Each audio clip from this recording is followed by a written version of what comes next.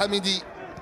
ديب الشودوار على الرواق الايمن. حميدي الان هي كره صعبه للونطونت، التوزيع داخل المنطقه، الخطوره ما زالت. يا سلام،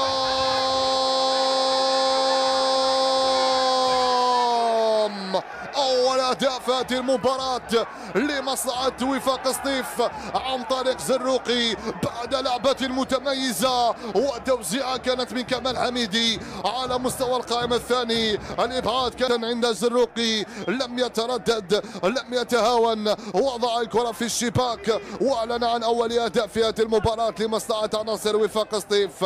واحد